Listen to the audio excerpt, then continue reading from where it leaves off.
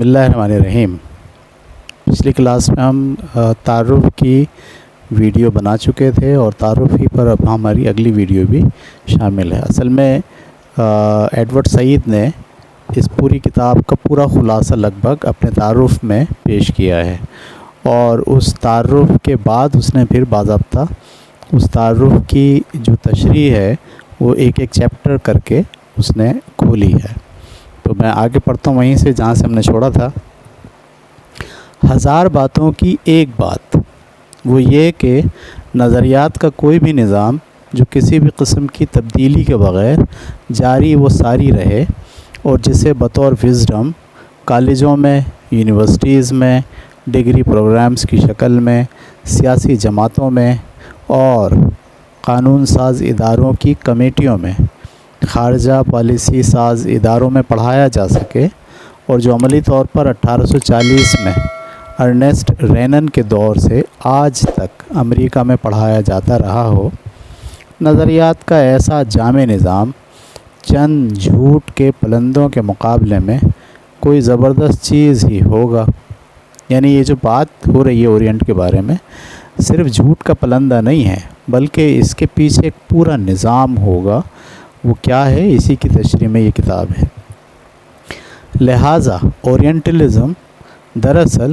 Orient کے بارے میں صرف ہوا میں تحلیل ہو جانے والی یورپین فینٹیسی نہیں ہے، بلکہ نظریات اور عمل کا ایک ایسا تخلیق شدہ مجسم پروگرام ہے جس پر کئی نسلوں کی مادی، مالی، دماغی اور انتظامی سرمایہ کاری ہو چکی ہے۔ جاری و ساری اس سرمایہ کاری نے اورینٹلزم کو اورینٹ کے بارے میں معلومات کا ایک جامع اور مربوط نظام تشکیل دے دیا ہے، اور یہ ایک فلٹر شدہ معلومات کا ایسا ڈھانچہ ہے جو یورپی اور مغربی شعور کے لحاظ سے اورینٹ کا بہترین خاکہ پیش کرتا ہے۔ مزید یہ کہ یہ سرمایہ کاری کئی گنا بڑھ چکی ہے امریکہ کے آنے کے بعد، جس کا مفید نتیجہ یہ نکل رہا ہے کہ اورینٹلزم کے نتائج و بیانات اب باہر عام کلچر کا حصہ بھی بنتے جا رہے ہیں۔ اورینٹلزم کے نتیجے میں پوری معیشت بھی تبدیل ہوئی ہے، دنیا کے اندر مختلف ادارے وجود میں آئے ہیں، ٹھیک ہے، وہ ہم آگے پڑھتے ہوئے سیکھیں گے۔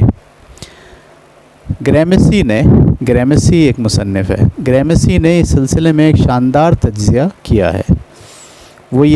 وہ سول سوسائٹی میں اور سیاسی سوسائٹی میں فرق کی وضاحت کرتا ہے۔ سول سوسائٹی معاشرے کا وہ حصہ ہوتا ہے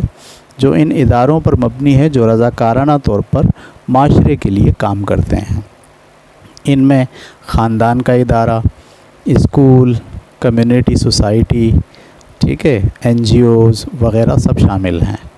جبکہ سوسائٹی کی وہ اجزاء جو گورنمنٹ اور ریاستی اداروں پر مشتمل ہیں سیاسی سوسائٹی کہلاتے ہیں۔ ان میں فوج، پولیس، عدالتیں، بیوروکریسی وغیرہ شامل ہیں۔ ان کا براہ راست رول پوری سوسائٹی پر غلبہ پانے سے ہے، اور کسی بھی قوم کا کلچر اس قوم کی سول سوسائٹی میں پروان چڑھتا اور اسی سے متاثر ہوتا ہے۔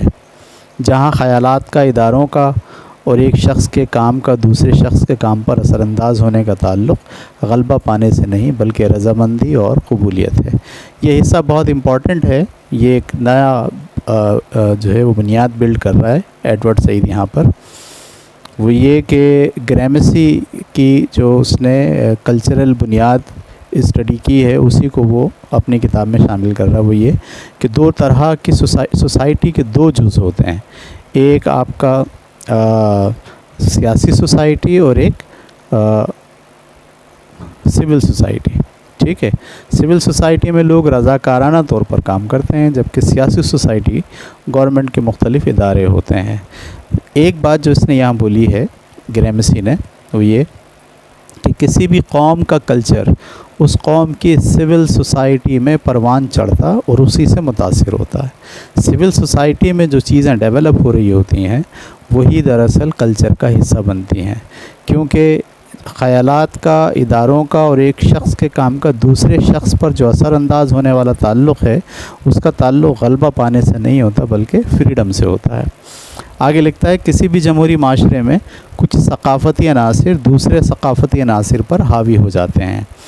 جیسے کچھ خیالات اور نظریات دوسرے خیالات اور نظریات سے زیادہ مؤثر ہوتے ہیں۔ بقول گریمسی، کلچر کی قیادت ان لوگوں کے ہاتھ میں ہوتی ہے جو دولت، ثروت، علمی اور عقلی لحاظ سے معاشرے پر حاوی اور حلقہ اثر کے مالک ہوتے ہیں۔ جمہوری معاشروں میں ثقافت پر اثر انداز ہونے والی اس قیادت کو سمجھے بغیر مغرب کے صنعتی انقلاب کو سمجھنا ممکن نہیں۔ یہ اسی قیادت اور ثقافتی بالادستی کا نتیجہ ہے کہ اورینٹلزم کو بقا اور دوام حاصل ہوا۔ اس کا مطلب یہ ہے کہ یورپ کے اندر جو سول سوسائٹی اپنا رول پلے کر رہی تھی، اس سول سوسائٹی نے بھی اورینٹلزم میں کو دوام اور بقا دیا ہے۔ آگے لکھتے ہیں ڈینس ہے، یہ بھی ایک مصنف ہے۔ ڈینس ہے کے مطابق یورپی اقوام خود کو غیر یورپی سے برتر سمجھتے ہیں۔ یورپ کے تشخص میں اس کے تمدن کا تمام غیر یورپی تمدنوں سے اعلیٰ تر ہونے کا خیال اور تصور کار فرما ہے۔ یورپ میں ہر آدمی اپنے تمدن کو، اپنے کلچر کو دوسرے کے کلچر کے مقابلے میں بہتر سمجھتا ہے، اور ان تصورات اور خیالات میں مشرق پر حاوی ہونے کی شدید خواہش بھی ہے۔ اس بات پر بہت زور دیا جاتا ہے کہ یورپ مشرق کی پسماندگی کے مقابلے میں بہت اعلیٰ درجے پر ہے۔ ڈینس ہے کے مطابق یہ امکان رد ہو جاتا ہے کہ اس سوچ کے ساتھ کوئی بھی مفکر آزادی سے کسی دوسری قوم کے بارے میں سوچ سکے، اور یہی اورینٹلزم کے کیس میں ہوا ہے۔ ٹھیک ہے، یعنی یورپ کی جو سول سوسائٹی جب اورینٹس کے بارے میں سوچ رہی تھی اور غور و فکر کر کے ان کے بارے میں کچھ قانون بنا رہی تھی، اصول ضابطے لکھ رہی تھی، تو دراصل وہ اس بنیادی فلسفے کے ساتھ یہ کام کر رہی تھی کہ یورپ کی جو سوسائٹی ہے، تمدن ہے، کلچر ہے، وہ اورینٹ کی سوسائٹی اور ان کے کلچر کے مقابلے میں بیش درجہ بہتر ہے۔ پس اورینٹلزم کے ڈسکورس کی تشکیل کا انحصار کسی مغربی مفکر کی لچکدار اور برتر حیثیت پر ہے۔ یہ مغربی مفکرین اورینٹ کے ساتھ اپنے تعلق کی تشریح اپنی ٹانگ اوپر رکھے بغیر کر ہی نہیں سکتے تھے۔ ٹھیک ہے، یہ ذہن میں رکھیے گا آپ کہ وہ ہر لحاظ سے انہوں نے یہ بتانا تھا کہ جو اورینٹ ہیں ان کا کلچر، ان کی زبان، ان کا تمدن، ان کی تہذیب نچلے درجے پر ہے، ان کے مقابلے میں یورپ کا کلچر، ان کی زبان، ان کی تہذیب بہت اعلیٰ مقام پر ہے۔ لہٰذا اس ذہن کے ساتھ جب بھی آپ کسی دوسری سوسائٹی کے بارے میں کوئی رائے اور کوئی فیصلہ دینا چاہتے ہیں تو یقیناً آپ بائیزڈ ہو جاتے ہیں، آپ تعصب کا شکار ہو کر ہی بات کو آگے بڑھاتے ہیں۔ آگے لکھتا ہے اور اس سے مختلف بات ہونا بھی نہیں چاہیے، خاص طور پر اس دور میں کہ جب یورپ غیر معمولی جنگی فتوحات کر رہے تھے، اور یہ دور آج تک ویسے ہی چلا آ رہا ہے۔ سائنسدان، اساتذہ، عالم فاضل، مشنری کے تحت کام کرنے والے تاجر، فوجی، سپاہی، سب کے سب اورینٹ کے بارے میں خود کی برتری کے ساتھ آگے بڑھتے ہی چلے جا رہے تھے، اور اب بھی سب کے سب یہی برتری کا خیال رکھتے ہیں۔ ٹھیک ہے، اورینٹ کے بارے میں معلومات کے اجرا کے لیے 18ویں صدی کے اختتام پر مغربی قیادت تلے ایک پیچیدہ قسم کا اورینٹلزم کا تصور تشکیل دیا گیا۔ اس تصور کو اکیڈمی میں پڑھایا گیا، میوزیم میں ڈسپلے پر رکھا گیا، فیصلہ سازی کے اداروں اور حکومت کرنے والے اداروں کے سامنے تعمیر نو کے لیے رکھا گیا، نظریاتی تحقیق کے لیے یونیورسٹی کے مختلف ڈپارٹمنٹ جن میں تاریخ، بیالوجی، لسانیات، تمدنیات، عمرانیات شامل ہیں، پی ایچ ڈی تھیسس کے لیے اس موضوع کو رکھا گیا، اور اسی تصور کی بنیاد پر انسان اور کائنات کے بارے میں خیالات، انسانی انقلابات، ثقافتی شخصیات، قومی اور مذہبی کردار کی تشریح کی گئی۔ اندازہ کر سکتے ہیں آپ کہ پہلے اورینٹلزم کا ایک ڈسکورس ڈیولپ ہوا، اور اسی کی بیسس پر پھر یہ سارے علمی جہتیں ڈیسائیڈ کی گئیں، حتیٰ کہ پورے عالمی انقلابات کو بھی اس ڈسکورس کے نتیجے ہی میں دیکھا گیا۔ مزید یہ کہ اورینٹل کی خیالی تشریح کی بنیاد کسی نہ کسی طور پر ایک خود مختار مغربی شعور پر رکھی گئی، جس کے نتیجے میں ایک نئی اورینٹل دنیا وجود میں آئی جو کبھی بھی مغرب کو کسی بھی طرح سے چیلنج نہیں دے سکتی تھی۔ یہ نئی اورینٹل دنیا شروع میں تو صرف اس حد تک تھی کہ اورینٹ کون ہے اور کیا ہیں، اس کے عام تصورات بیان ہوں، لیکن بعد میں نہ صرف حاکمیت کی طاقت کے زیر اثر بلکہ خواہشات کی بنیاد پر، استحصال کی بنیاد پر، سرمایہ کاری کی بنیاد پر اس تصور کو چار چاند لگائے گئے اور ایک پیچیدہ خیالی ماڈل تشکیل دیا گیا جو حقیقی اورینٹ سے مختلف تھا۔ بعد میں اس حقیقی اورینٹ کو اپنے اس خیالی ماڈل کے مطابق ڈھالنے پر کام ہوا۔ ٹھیک ہے، آگے یعنی پہلے آپ نے ایک ماڈل ڈیزائن کیا اور اس ماڈل کو خیالی ماڈل بنایا اور پھر اس خیالی ماڈل میں حقیقت کے رنگ بھرنے کے لیے ویسے ہی پھر انتظامات کیے گئے۔ ٹھیک ہے بھئی، آگے لکھتے ہیں کہ اگر ہم ان بڑی بڑی کتابوں اور تصانیف کی نشاندہی کریں جو مشرق کے بارے میں لکھی گئیں، جن میں سولسٹر ڈی ساسی کی کتاب عربی اقتباسات یا ولیم لینن کی کتاب جس کا نام ہے جدید مصریوں کے رسم و رواج کا احوال شامل ہیں، تو ہمیں رینان اور گوبینو کے نسلی نظریات سمجھ میں آ جائیں گے جو اس تحریک کی پیداوار ہیں۔ ان تمام باتوں کے باوجود ہمیں اپنے آپ سے یہ سوال پوچھنا چاہیے کہ آیا اورینٹلزم، نمبر 1 2 سوالات پوچھنے چاہیے کہ آیا اورینٹلزم، پہلا سوال، بذات خود اہم خیالات کا مجموعہ ہے جو اس مواد سے بالا تر ہے جو نسلی برتری، مختلف قسم کی نسل پرستی، کالونی کو محکوم رکھنے اور ان کی توسیع کی پیداوار ہے، جس کے پیچھے اورینٹلسٹ کے وہ غیر مدلل نظریات ہیں جن کو مثالی اور غیر تبدیل شدہ استخراجی خلاصے سمجھا جاتا ہے۔ یعنی اورینٹلزم کیا ان خیالات کا مجموعہ ہے جو خود سے بنائے گئے برتری کی بنیاد پر، نسل پرستی کی بنیاد پر، کالونی کو محکوم بنانے کی بنیاد پر، کیا ان کو آپ اور غیر مدلل باتوں کی بنیاد پر، تو کیا آپ ان کو جو ہے وہ صحیح بات سمجھیں گے، یا پھر مختلف دوسری بات، یا پھر مختلف قسم کا لاتعداد تصنیفی کام کا نتیجہ ہے جن کو ہم انفرادی طور پر اورینٹ پر کام کرنے والے سمجھتے ہیں۔ یہاں سے یہ 2 پارٹ ہو گئے ہیں، ایک وہ ہیں جو باضابطہ اکیڈمک بنیاد پر اورینٹلزم کو ڈیولپ کر رہے ہیں، ٹھیک ہے، اور ایک وہ لوگ ہیں جو اکیڈمک کی بیسس کے بجائے صرف لٹریچر میں، شاعری کی شکل میں، ڈرامے کی شکل میں، افسانے کی شکل میں، ناول کی شکل میں اورینٹلزم کو بیان کر رہے ہیں۔ ایک لحاظ سے یہ سوچ کے 2 متبادل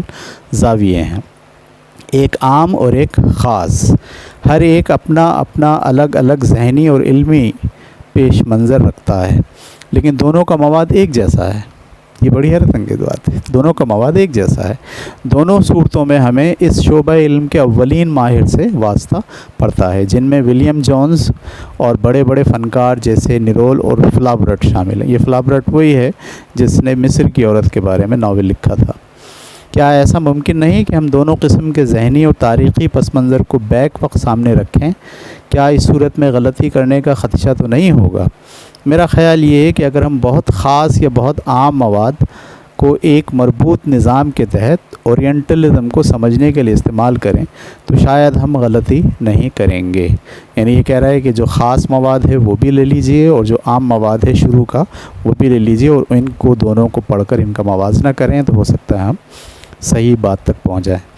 آگے لکھتے ہیں کہ میں اورینٹلز کے پورے نظریے کو سمجھنے کے دوران غلط بیانی اور سقم کے خطرے سے دوچار ہوں۔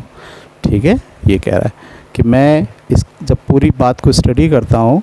تو جب میں سمجھنے کی کوشش کرتا ہوں تو میں غلط بیانی اور پوری بات میں جو سقم ہے اس کے خطرے سے دوچار ہوں۔ یہ سقم بہت زیادہ غیر استدلالی عام قسم کے نظریات اور بہت زیادہ مثبت اور مغرب کے مقامی اثرات سے پیدا ہوئے ہیں۔ ان مسائل سے عہدہ برا ہونے کے لیے میں نے کوشش کی ہے کہ اپنے موجودہ زمانے کی حقیقت کے 3 پہلوؤں پر غور و فکر کروں۔ یہ تینوں پہلو اورینٹلزم کے سمجھنے کے دوران ذہنی و عملی پس منظر کی مشکلات کے اندھیرے میں مجھے راستہ دکھاتے ہیں۔ میں ان مشکلات پر بحث و تمہیز کرتا آ رہا ہوں، بادی النظر میں یہی مشکلات ہمیں مجبور اور بے بس کر دیتی ہیں کہ ہم اورینٹلزم کو سمجھنے کے دوران معمولی درجے کی نزاعی بحث کر ڈالیں جو اکثر ناقابل قبول اور لا حاصل ہوتی ہیں، یا پھر دوسری صورت میں کوئی بہت مفصل اور باریک قسم کی کتاب یا تحریر لکھ دی جائے جس میں ایسے تجزیات ہوں کہ کس طرح ہم نے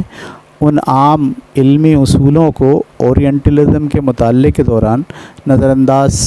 کر جائیں۔ ٹھیک ہے، یعنی یا تو آپ کیا کریں کہ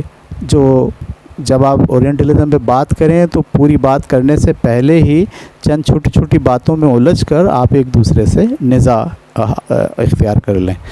یا تو ہم اس طرف جائیں، اور ہمیشہ ایسی ہوتا ہے کہ جب بھی اورینٹلزم پہ بات ہوئی ہے تو پورے ڈسکورس پر بات کرنے کے بجائے وہ جو چھوٹی چھوٹی باتیں ہیں، جیسے یہ کہا گیا کہ ایسٹ کا جو فلسفہ تھا وہ بہترین فلسفہ تھا، بس یہیں پر آپ اڑ گئے،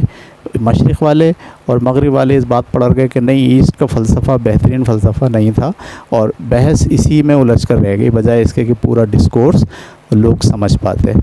ایک صورت تو یہ ہے کہ ہم جب بھی بات کریں تو اسی طرح جھگڑا کر کے ختم کریں، یہ کہہ رہے ہیں۔ باقی یا دوسری صورت یہ ہے کہ ہم کوئی ایسی مفصل کتاب اور باریک قسم کی کتاب تحریر کریں جس میں ایسے تجزیات ہوں کہ کس طرح ہم ان علمی اصولوں کو اورینٹلزم کے مطالعے کے دوران نظر انداز کر جائیں، یعنی ہم ایک ایسا اصولی کتاب لکھیں جس میں یہ بتائیں